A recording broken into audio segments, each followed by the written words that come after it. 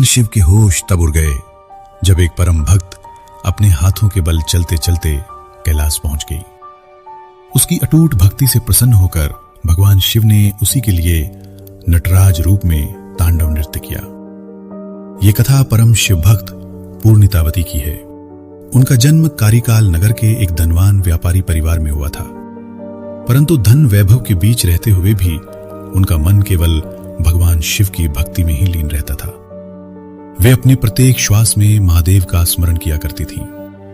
एक दिन पूर्णितावती ने प्रेम और श्रद्धा से एक तपस्वी को आम भेंट किया। बाद में जब उनके पति ने वही आम मांगा तो उन्होंने पूर्ण विश्वास के साथ भगवान शिव का स्मरण किया। उसी क्षण भगवान शिव की कृपा से वैसा ही एक और अत्यंत मीठा आम प्रकट हो गया। ये चमत्कार देखकर उनके पति स्तब्ध रह गए। उन्हें समझ आ गया कि पूर्णितावती कोई साधारण स्त्री नहीं है। भय और अज्ञान के कारण उन्होंने पूर्णितावती का त्याग कर दिया। पति के त्याग के बाद पूर्णितावती ने सांसारिक जीवन को पूर्णतः त्याग दिया। उन्होंने शिव से करुण प्रार्थना की, हे महादेव, ये रूप, ये सौंदर्य और ये देह मुझे आपकी भक्ति से दूर न कर दें। मुझे ऐसा बना दीजिए कि संसार की कोई भी इच्छा मुझे बांध ना सके।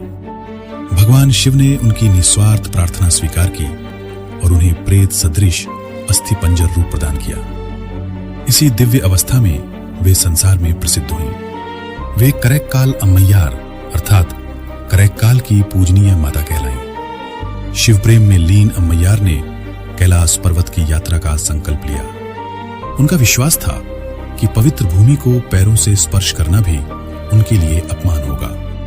उनकी इस चरम भक्ति को देखकर स्वयं भगवान शिव अत्यंत प्रसन्न हुए और उन्होंने स्नेहपूर्वक उन्हें मां कहकर पुकारा। ये सुनकर अम्मैयार भाव विभोर हो उठी और उन्होंने महादेव को अप्पा अर्थात पिता कहकर संबोधित किया।